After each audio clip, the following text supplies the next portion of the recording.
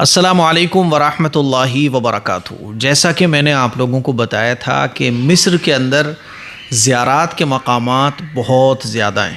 اگر آپ 10 دن کے لیے بھی جاتے ہیں اور صبح اٹھنے کے بعد رات تک آپ زیارات میں لگے رہتے ہیں، تب بھی آپ 10 دن کے اندر سارے مقامات کی زیارت نہیں کر سکتے، پاسبل ہی نہیں ہے۔ انبیاء علیہم الصلاۃ والسلام سے متعلق چیزیں اور بزرگان دین، تابعین، طب تابعین، صحابہ اکرام سے متعلق بہت ساری چیزیں مصر کے اندر موجود ہیں۔ اس لیے ہم نے بہت ساری ویڈیوز ایسی ریکارڈ کی جس میں وہاں کچھ نہیں بتایا، بس 1-2-3 منٹ کی ویڈیو ریکارڈ کر لی اور یہ سوچا کہ آفس پہ آنے کے بعد آپ کو ڈیٹیل میں بتانے کی کوشش کی جائے گی، کیونکہ اگر وہاں پر ڈیٹیل میں بتائیں تو پھر بہت ساری جگہ رہ جائیں گی۔ اسی لیے آج میں آپ کو انہی ویڈیو میں سے ایک ویڈیو جس کے بارے میں بڑی اہم معلومات میں آپ کو دینے جا رہا ہوں۔ یہ جو اسکرین پہ آپ جگہ دیکھ رہے ہیں یہ بہت اہم جگہ ہے۔ یہ صحرائے سینا کا پورا علاقہ ہے اور جبل طور یہیں پر ہے، جہاں حضرت موسیٰ علیہ السلام کو اللہ تعالیٰ نے 40 دن عبادت کرنے کے بعد توریت عطا فرمائی تھی۔ اور یہ جو آپ جگہ دیکھ رہے ہیں نا، یہ جگہ بڑی خاص ہے۔ یہ جگہ خاص اس لیے ہے کیونکہ حضرت موسیٰ علیہ السلام جب 40 دن کے لیے توریت لینے کے لیے جبل طور پر گئے اور توریت ملی، تو 30 دن کے لیے اصل میں حضرت موسیٰ علیہ السلام اپنی قوم والوں سے کہہ کر گئے تھے کہ میں 30 دن کے لیے جا رہا ہوں، لیکن وہاں جا کے اللہ تعالیٰ نے 10 دن اور بڑھا دیے۔ تو موسیٰ علیہ السلام کے پیچھے جو نائب تھے وہ حضرت ہارون علیہ السلام تھے۔ یہ واقعات تمام آپ نے علماء اکرام کی زبان سے اور بیانات وغیرہ میں کتابوں میں پڑھے اور سنے ہوں گے۔ تو حضرت ہارون علیہ السلام نائب تھے۔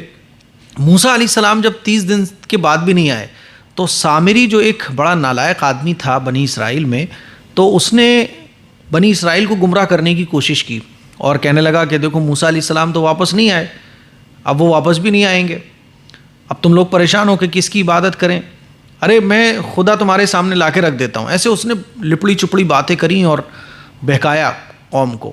تو بنی اسرائیل کہنے لگے ٹھیک ہے تم ہمارا خدا ہمارے سامنے لے آؤ۔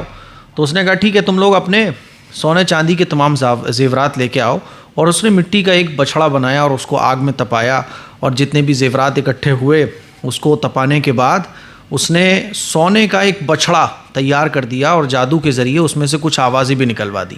جیسے ہمارے معاشرے میں کچھ جادوگر ہوتے ہیں تو وہ عجیب و غریب چیزیں کر کے دکھا دیتے ہیں، اسی طرح سے اس نے وہ بچھڑا تیار کیا سونے کا اور اس سے کچھ آوازیں بھی نکلوا دی، اور بنی اسرائیل جو ہے نا اس بچھڑے کی عبادت کرنے لگے اور گمراہ ہو گئے۔ حضرت موسیٰ علیہ السلام جب 40 دن کے بعد آئے تو بہت غصہ ہوئے، ہارون علیہ السلام کا گریبان بھی پکڑ لیا۔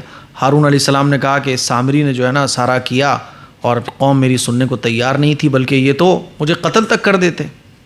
بعد میں پھر حضرت موسیٰ علیہ السلام نے سزا کے طور پر اللہ تعالیٰ کی طرف سے سزا یہ ہوئی کہ جتنے لوگوں نے یہ گناہ کا کام کیا ہے کہ اللہ کی عبادت میں کسی اور کو شریک ٹھہرا دیا اور موسیٰ علیہ السلام کے پیچھے یہ پورا کام کیا، ان تمام کو وہ لوگ قتل کر دیں جو لوگ توحید پر قائم تھے۔ تو یہ جو پورا واقعہ ہے یہ واقعہ اسی جگہ پر پیش آیا تھا۔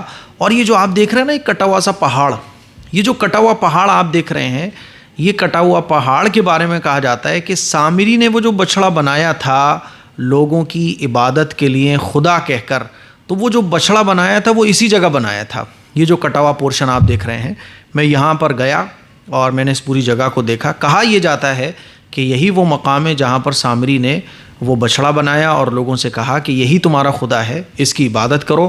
اور لوگوں نے حضرت موسیٰ علیہ السلام کی تمام باتوں کو جاننے اور سننے کے باوجود، اور یہ جانتے ہوئے کہ موسیٰ علیہ السلام اللہ کی عبادت میں اور آسمان سے کتاب لینے کے لیے گئے ہیں، تمام چیزوں کو بالائے طاق رکھتے ہوئے، سائیڈ میں رکھتے ہوئے، نظر انداز کرتے ہوئے سامری کے بنائے ہوئے بچھڑے کی عبادت کرنا شروع کر دی۔ وہ پورا واقعہ یہاں پر پیش آیا تھا، واللہ عالم بالصواب، لیکن کہا یہی جاتا ہے کہ یہیں پر یہ واقعہ پیش آیا۔ اسی کے ساتھ ساتھ حضرت موسیٰ علیہ السلام کا جو گھر ہے، جس گھر میں وہ رہتے تھے، وہ گھر بھی آپ اسکرین پر دیکھ سکتے ہیں، اور اسی کے برابر میں ایک کنواں بھی ہے۔ کہا جاتا ہے کہ اس کنویں سے حضرت موسیٰ علیہ السلام، حضرت ہارون علیہ السلام پانی پیا کرتے تھے، اور یہیں پر ایک قبرستان بھی ہے، لکھا بھی ہے کہ یہ یہاں پر حضرت ہارون علیہ السلام کا مقبرہ ہے۔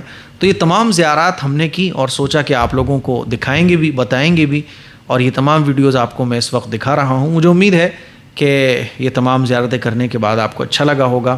اور اب جب آپ قرآن مجید میں وہ واقعہ سنیں گے تو ایک الگ ہی مزہ آپ کو آئے گا. اس کلپ کو شیئر کریں، دوسروں تک پہنچائیں. السلام علیکم ورحمۃ اللہ وبرکاتہ.